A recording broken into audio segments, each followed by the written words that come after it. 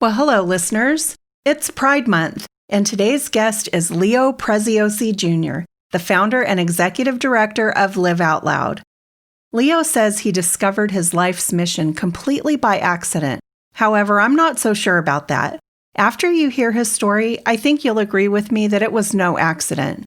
When the time was right, Leo's purpose was unveiled with such force and clarity that he stopped his search for the next thing, and instead, he created it. My hope for this episode is that you'll listen with an open heart and mind, that you'll walk away not only more educated about the work being done to bring hope to lesbian, gay, bisexual, transgender, queer, and questioning teens in New York, but also more attuned to the quote-unquote accidents in your own life, which could be setting you up for the start of your own nonprofit adventure.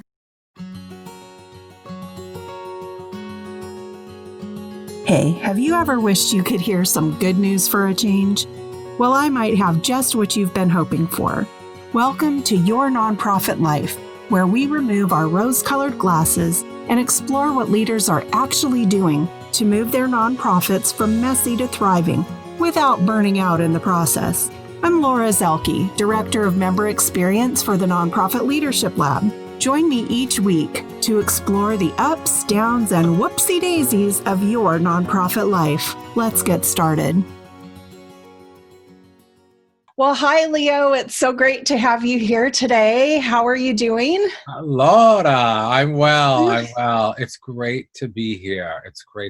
Thank you so much for the invitation. I really appreciate it. Thank you. And I kind of even hate to ask, when I say, how are you? And we're so used to just saying fine, and the world is like blowing up outside our doors, but we're both here and alive and able to record a podcast. Now, you're located in New York State, right? Where are you located within the state? Our offices are in Manhattan. We're actually at 25 Broadway downtown in the Wall Street district. Okay. Which is fairly new for us. We just moved into a beautiful office space with Teach for America. And we're so excited to be there. My desk actually overlooks the water that overlooks the Statue of Liberty. Oh, wow. And it absolutely kills me that we're not there. We have these beautiful offices and we're not there. What? You don't like the view from your bedroom? No. I have to say, I have a funny story about the Statue of Liberty. So I'm from California originally, and I had never been up to the Northeast. And so for my 50th birthday a few years ago, we decided, I said, I want to go to Boston. Like, we were studying U.S. history and wanted to go see the Boston Tea Party area and all that with my son. So I booked our first night in New Jersey over by Liberty Park. Never been there before. Over there so that we could go see the Statue of Liberty, and we get there and it's the back. And I was like, what? It never even dawned on me. I guess I don't even know what to say. What do you say? Obviously, it's not on a rotating pedestal, Laura. But it's just one of those things, like, I never saw the back of it in anything, right? They never show you that part. Never occurred to me. I felt I just cracked up. I was like, oh my gosh. It's interesting because as a New Yorker, I haven't been to the Statue of Liberty and I haven't been to the Empire State Building. So it's just like one of those things, like, okay. Right. Yeah. Right now, you get it. I've never been so close to the Statue of Liberty, which is right outside my window, Maybe you'll make it over there one of these days. I hope so. I think I'll do an office trip with my team. I think that could be very sweet. Yeah, I think so. Well, I have to say, maybe in 2021 when everything is opened. Yeah, that's what it's looking like. It is just a really unprecedented time. You were saying something earlier, and I want you to share it because it was right before we started recording, but you were talking about this big meteor. Yeah, it's so funny because we've been having more board meetings lately. Like every other week, we're having a board meeting. And last week, we were having a board meeting, and there's the pandemic, there's the economy, there's the Black Lives Matter movement and what happened with George Floyd. And there's so much negativity. And I said to the board, by the way, you have heard of the meteorite coming towards Earth the size of a football stadium. And everyone just laughed. And I think we just need to find those moments because it's a lot. It's a lot right now. And it could be numbing and it could be paralyzing for us. So we have to find the funny. Every Seriously. once in a while, we have to find the funny. It's So okay to laugh. It is okay. Like laughter is the best medicine. Well, let's get into the actual crux of the podcast and why I've got you on with me. I will have already kind of given a brief introduction of you, but I'd really like you to tell us about your organization, maybe like your elevator pitch, what your sure. organization does. Absolutely. So, I was thinking about what the crux of what we do, and it's really about connecting the generations in the LGBT community.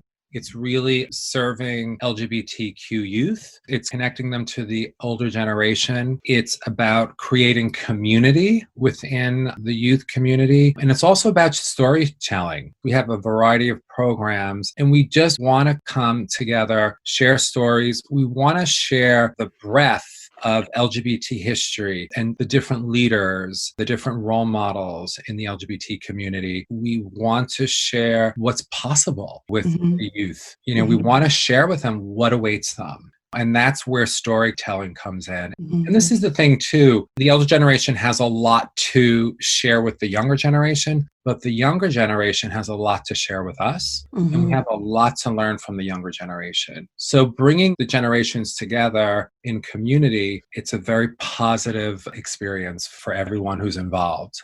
Yeah. And the name of your organization is Live Out Loud. Live Out Loud. And it's actually from the quote by the poet Emile Zola. If I ask you what you came in this world to do, I will tell you, I came to live out loud. And that's where I pulled it from. And it's such a beautiful, beautiful quote. And I hope I got it right. I'll get that. Emile, help me out. Let me repeat that. If you ask me what I came in this world to do, I will tell you, I came to live out loud. Well, I think that's powerful. And I will get the actual quote and put it on our show notes page so that we for sure have it. And I'm really excited to learn about your organization and that. But before we go into that, I'd love to have our listeners get to know a little bit about you and your background, because I believe in our previous discussion that you really didn't start out in the nonprofit sector. Being involved in the nonprofit sector was a big accident. It kind of happened organically. And it's exciting because it was just responding to an article. But previously, I actually went to college to learn photography. And then I switched from CW Post University to Fashion Institute of Technology and studied fashion design. And I was in the fashion industry for about 5.5 years. And that's just something that was pulling me. And I think we all are pulled in a direction and we organically go towards that direction. And I remember applying to get into FIT, Fashion Institute of Technology. I didn't know how to draw. I didn't know how to sketch. I didn't know how to sew. So I actually had to teach myself how to do that. When I went for the interview and I showed them what I did and they were, okay, you're in. And I got a letter. And it was just, that was an accomplishment. Just to teach myself how to do all that and then to apply and to get in. And that was a great accomplishment for me. And then I was in the fashion industry for about 5.5 years. And it was exciting and it had all the glamour, but there was all the hard work and the dullness of the fashion industry behind the glamour. And at one point, I realized it didn't speak to me anymore. I love fashion. I love fashion. I love color and texture and fabrications, but it just didn't speak to my heart anymore. And I knew I had to exit. What I did is I actually started taking acting lessons. For 2 years, I was taking acting and movement and voice, because that's something that, again, was just pulling me in that direction.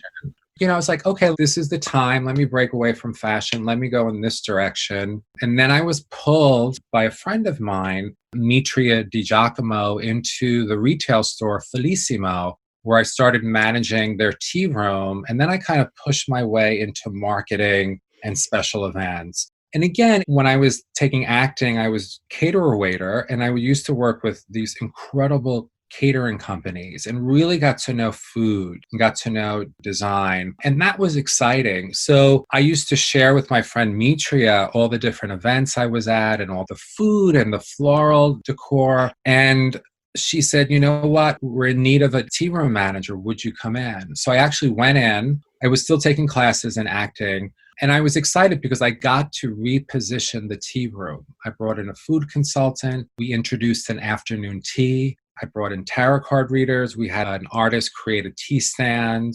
We created a haiku tea where you get a haiku poem with your afternoon tea. I was going to ask if you get a haiku poem or if you actually write a haiku poem.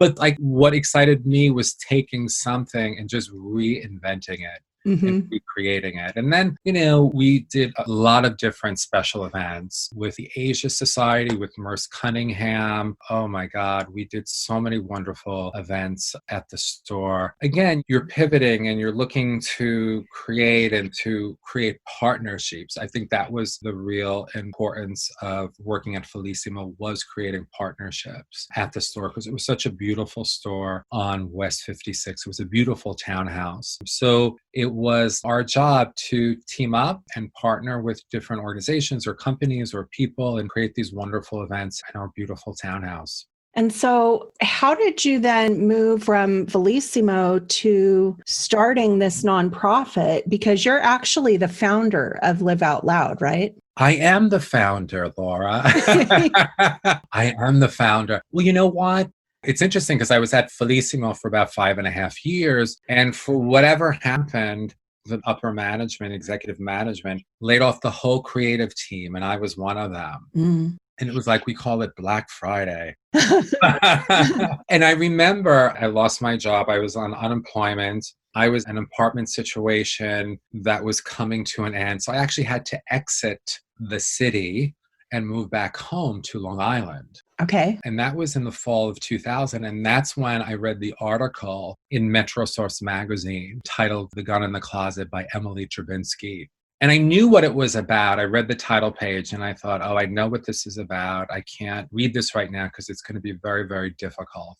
So I put it under my bed. And I remember a couple of weeks later, I got it out. It was exactly what I thought it was going to be. Very sadly and unfortunately, it was the story of two young teenagers who were gay, who were bullied, and who both unfortunately committed suicide. And it shook me. I just knew reading this article was going to change me and change my life, really. And what really hit me so deeply was not only their suicides, but the article talked about their great passions. A young man, Robbie, was very interested in the arts and music and acting. And Bill was into magic and he was an advocate. And they really shared how loving and supportive their family was. They really shared the passions that these two young teenagers had. And what I thought was these two young teenagers, these two young boys, their dreams will never be fulfilled.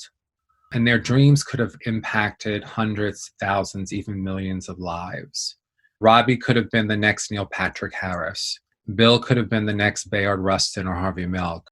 So that's what really hit me so hard, that these incredible young men with these incredible passions, their lives could have impacted millions.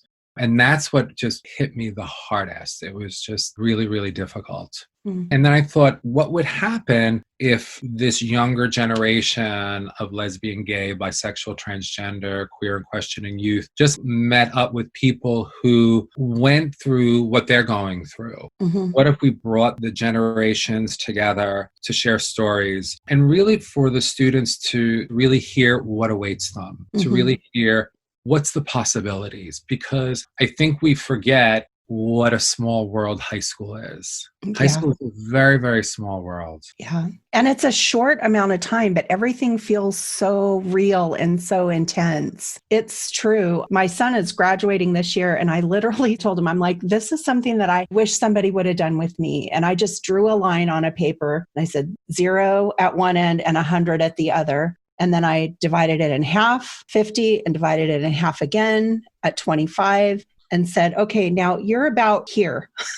This part, and like for high school is like such a short little blip. I absolutely love that. I'm writing that down, Laura, right now. I absolutely It love was a that. thought I had, that you don't have the perspective when you're in high school to understand what a short period of time and a short part of your life that really is. And Right. that once you're out of it, that's when things really can start the trajectory of the rest of your life. Like it's not all about what happens in high school or middle school. And yet I would hate to be a teenager right now. Although, having people at home, maybe that's helped a little bit, but the cyberbullying, like there's bullying that you and I grew up with in school, but I mean, we're pre-tech, our computers at the school I was at, we called them the trash 80s, right? It was the Radio Shack TRS 80s. And nowadays you have your phone and there's social media 24/7. Kids are really, really bullied. And I can't imagine what it would be like, especially if you have a questioning teen, somebody who's trying to figure it out, or maybe someone who is gay but hasn't really come out to be bullied and brought out before they're ready. Do you talk about that kind of stuff? We work with high school gender sexuality clubs, GSA clubs. Mm-hmm. And what we'll do is we'll bring in topics on a monthly basis. We have partnerships with 18 high schools,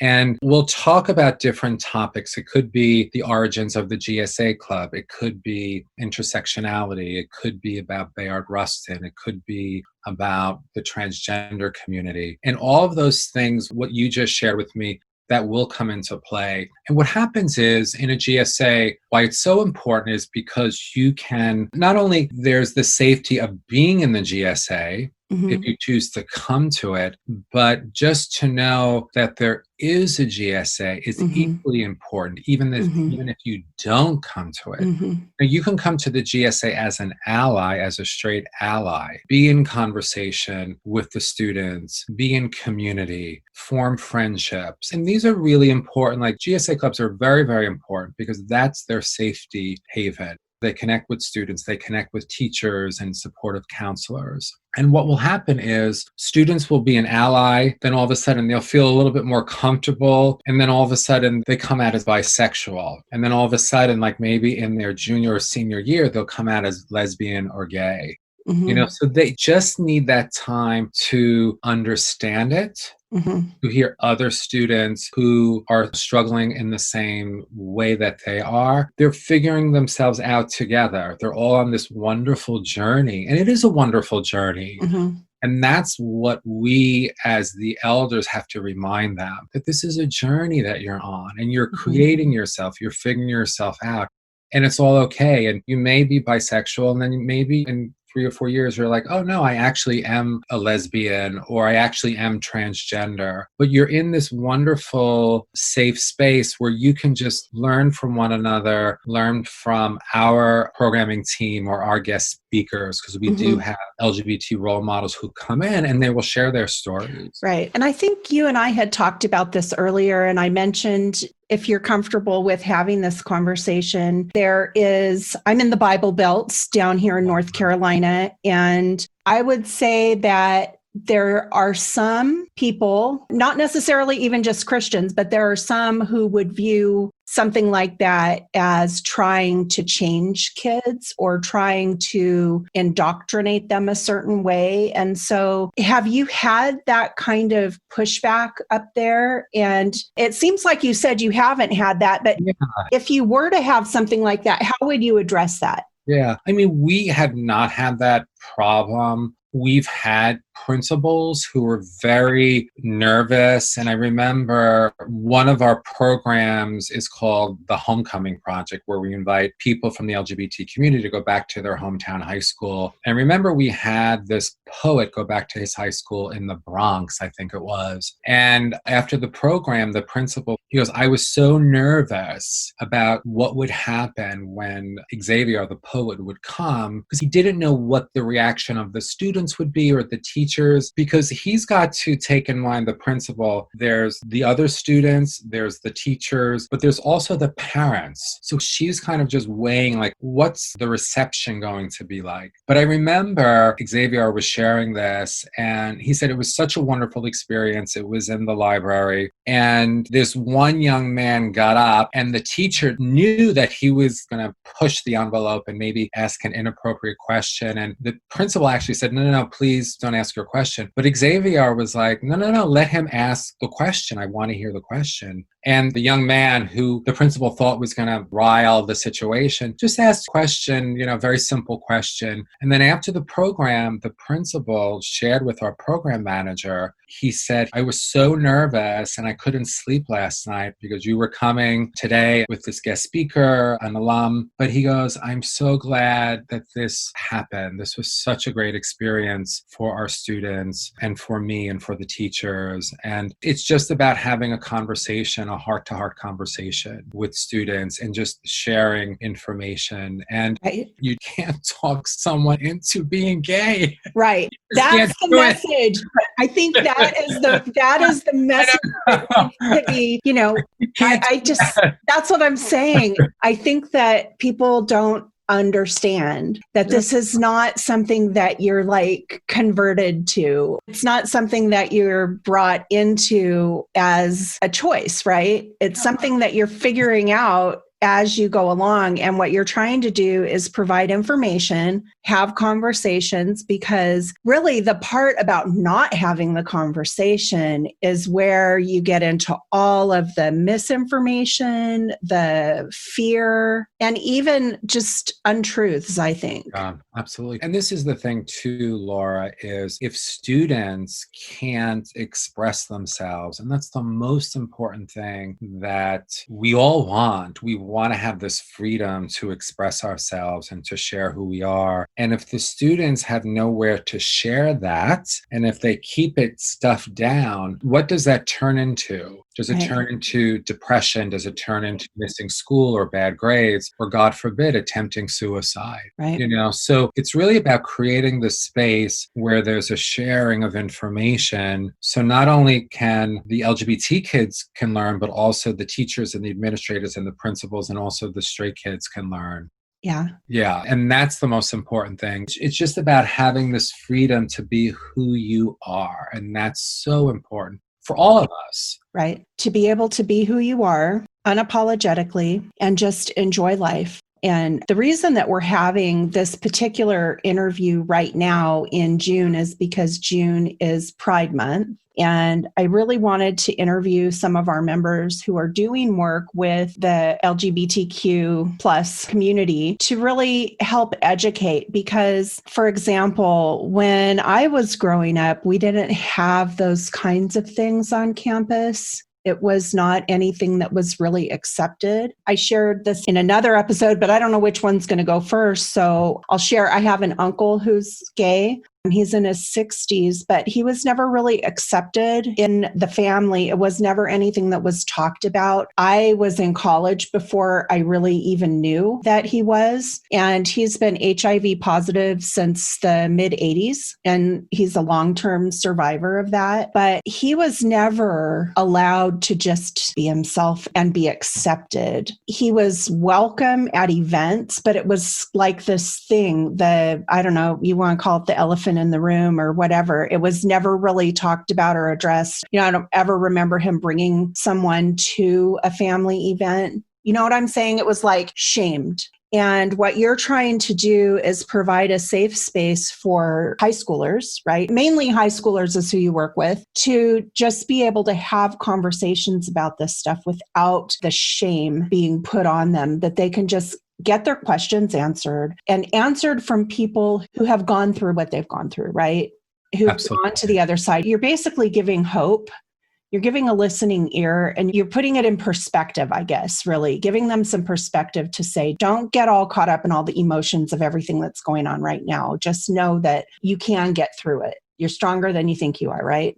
Yeah, it's this wonderful journey. And I think with the younger generation, because they're on Instagram and texting and Snapchat, and now it's TikTok, they want immediate reaction or they want immediate results. And this is the thing, what we have to share with them is that this is this wonderful unfolding of your life, this wonderful journey that you're on to just start learning about who you are, learning about different communities. And, right now we're in this whole unfortunate incident with the murder of George Floyd by white police officers. But again, this has presented an opportunity to really learn about the Black community and about all of the injustices that they have faced over hundreds of years. Right.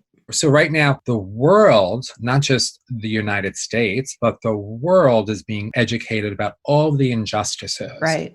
And I think what we're trying to do, well, I know what we're trying to do, we're actually not only educating LGBT students, but through our professional development with teachers, we're educating them as well. We've also are doing workshops for the entire school community. And again, it's really about having a conversation about gender identity, gender expression, sexual orientation, and really just sharing stories and information so there's an understanding of what our community is all about and all of the breadth of the community, the wealth of information, the history, all of the achievements of the community. And we are in a very fortunate time where more and more high-profile people are out sharing who they are. And that's really, really important. And I remember we were at a school in Long Island City and we did a workshop for the entire ninth grade. And I met with the teacher the next year and he said, I just want to let you know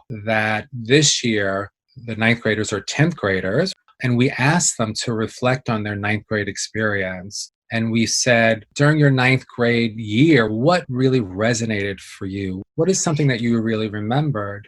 And they all, like a lot of them said, it's when Live Out Loud came and did workshops on gender identity and gender expression and sexual orientation in the LGBT community. So it's just about, again, just being truthful, sharing information, education, and sharing stories. Well, and I think that it's helpful not only for those who identify as LGBTQ or questioning.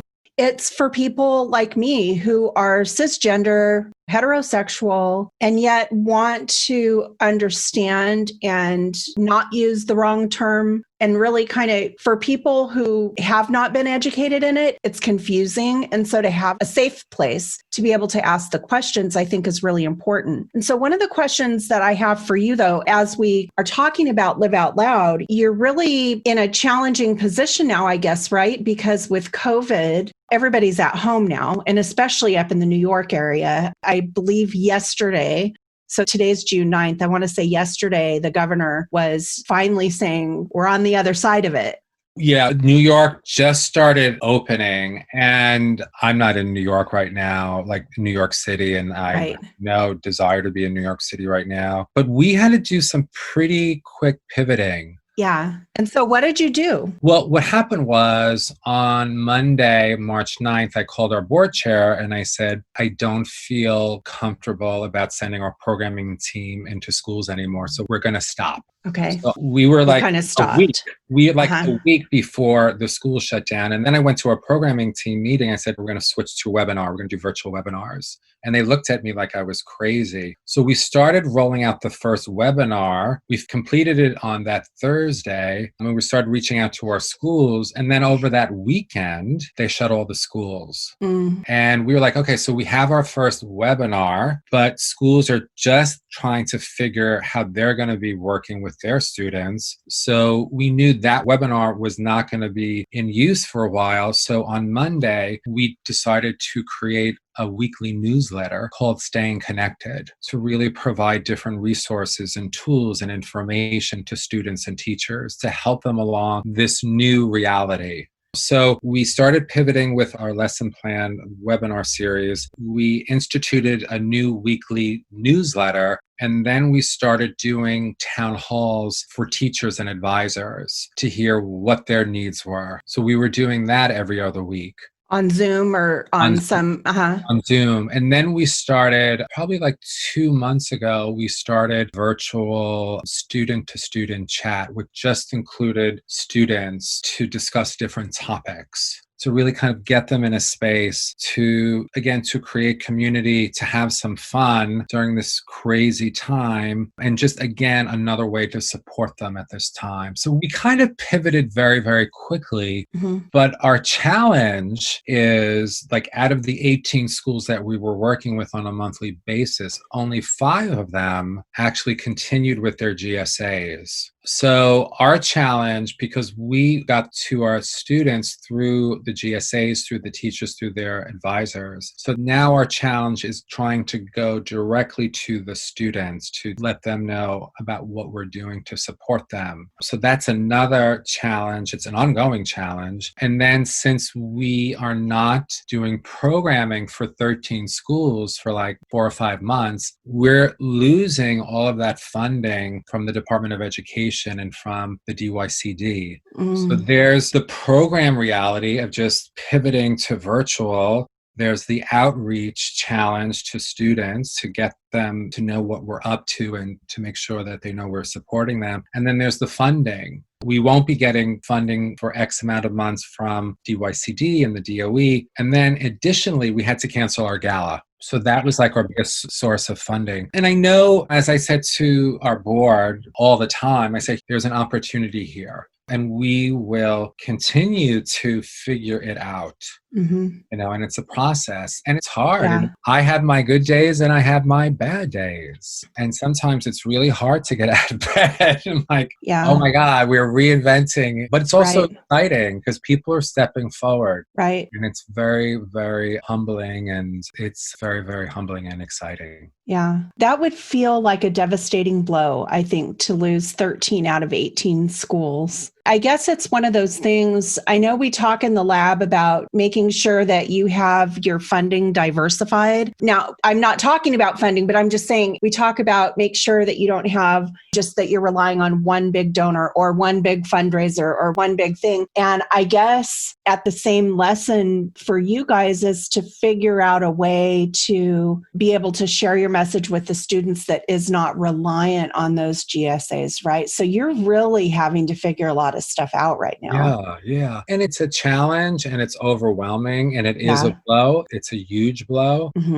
But it's just like, okay, so what do we have to do? Because the bottom line is we're here to support LGBTQ youth. Right. And that's really, really important. And this is the thing, as I said earlier, before the shutdown, they had their schools, their friends, their teachers, their counselors, the GSA to support them. Right. This was pulled from them overnight. So they don't have that support anymore. And we know students who had to leave home and stay with relatives because of unsafe home lives. We know of a student who left home and was roaming the streets and finally connected with a friend to stay at the house. We hear from students who don't want to appear virtually because of personal matters, the way they dress or et cetera, et cetera. So our kids have been like thrown in the closet and they're navigating this new space and really navigating. I'm like, I have to be really careful because I don't want to say something or do something that might out me to my family.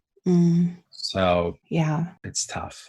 It is. So how is your board as far as helping you think through these challenges? Do you feel like you have some good thought partners there that are coming alongside you to help you strategically think through this and to maybe come up with some plans? Yeah, everyone has a lot of ideas.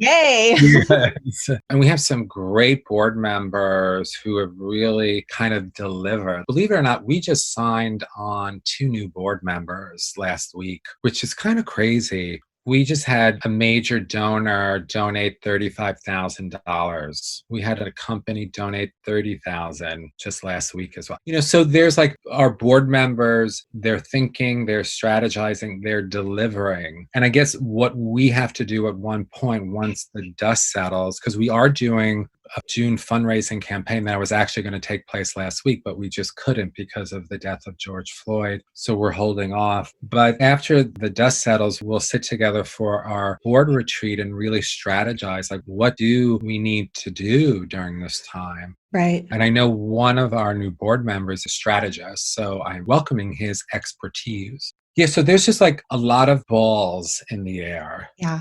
And you're kind of like juggling one and then you kind of go to the other one. Yeah. But at one point we will have to sit and just, okay, so what are the steps? Right. Start off with programming. What are the programs we want to put forward and what does that look like? Because we're not Right. going back into the schools in the fall because it won't be safe. Yeah. I can't Yeah. chance the safety of Yeah. the team.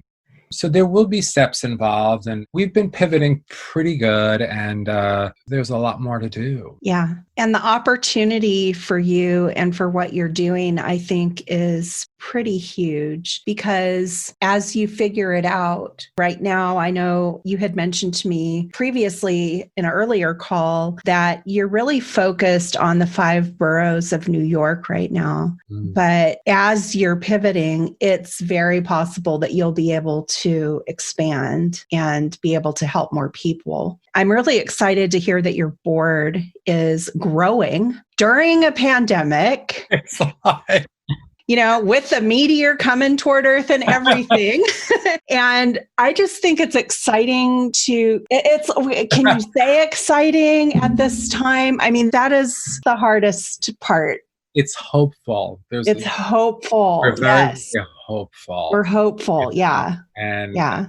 even with our newsletter that went out this morning, our weekly newsletter, it was dedicated to Black Lives Matter. Uh-huh. So it's just important that we continue. Most of our students are Black and brown kids. So it's important that we do support them at this time. And this Friday, our student chat will be about Black Lives Matter and Pride celebration. We're combining those two. I keep on saying there's opportunity and our work will expand beyond the 5 boroughs. So that's really exciting and hopeful, for all of us, for our organization, but also for our community.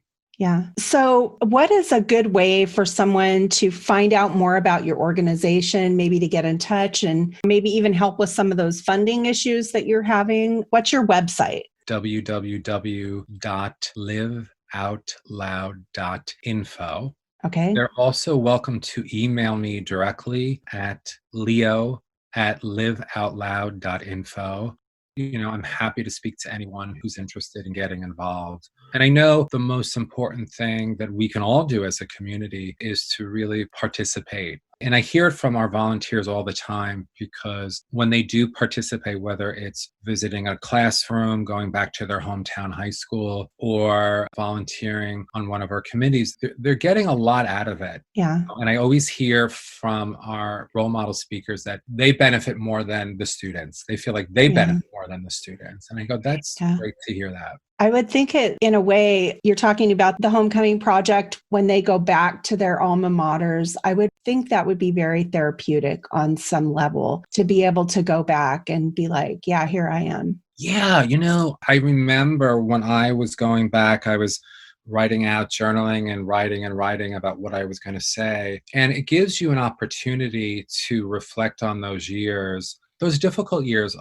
For a lot of LGBT folks, high school years are very difficult. So it gives you an opportunity to reflect on those years and to let those incidents not have a hold on you anymore. Yeah. You look at them with new eyes. Yeah. And that's really, really important because they don't have that hold or that impact that they used to have. You can kind of release it and kind of like brush it off your shoulders. And I hear that all the time. And we had one of our former board members, Lauren Roosh, who works at HGTV. He went back to his high school in California and he brought his mother, he brought his father, his stepfather, his husband, his mother-in-law, his friends. And it was a real family experience.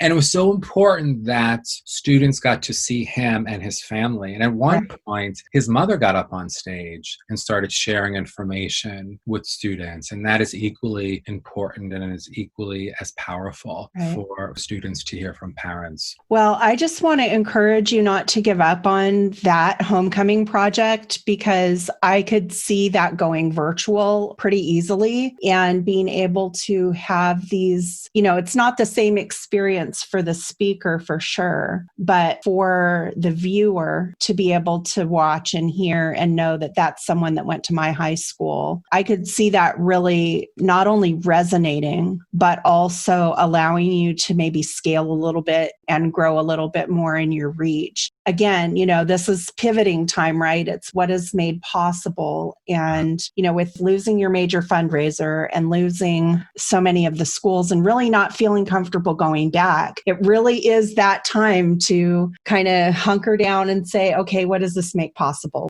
before the meteor hit? What can we get done? And I'm excited, and I'll for sure put links to your email and your organization and the donation page and everything on our show notes page so that people can get in touch with you. Thank you. I just want to thank you so much for your time and your vulnerability of sharing your story and your own personal journey into the nonprofit sector, but also just your passion for helping kids figure things out. Again, you're not trying to convert anyone to a particular lifestyle. You're just helping them have the information they need so that they're able to, ready for it, live out loud. Great. That's perfect. They're perfect. I love what the Metropolitan Opera there. They have a great tagline that says, "The voice must be heard." And I love that. And it's really about creating leaders. It's really about creating the next generation of leaders. That's what we want. And that is exciting. I think our hope is in the next generation. Yes. I really do. So thank you for the work that you've already done. Thank you for the work that you are doing right now. And thank you for what you're going to be doing, because it's exciting to hear the possibilities, the hope that you were saying earlier, that this was some happy accident, that you just happened to get laid off and just happened to see that article that just tugged at your heart. And you knew before you even read it, you knew that it was going to change your life. And rather than run away from that discomfort and pain, you leaned into it and you said, you know what, I can do something about this. And you did. And so kudos to you for that. It was brave. It is brave. And the big challenge now is just pivoting and then making sure that it outlasts you as the founder, right? Yes. That you're putting some things in place so that there's a succession plan and things can continue. Absolutely. So, well, thank you so much for your time. And it was great talking to you and getting to see you face to face on Zoom. Laura, thank you so much. This Absolutely. was so much fun. And we'll hopefully talk very, very soon. Yeah, for sure. And I will see you in the village. Absolutely. In the village.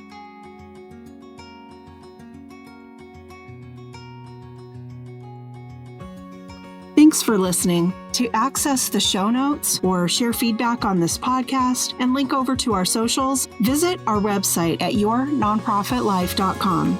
That's yournonprofitlife.com.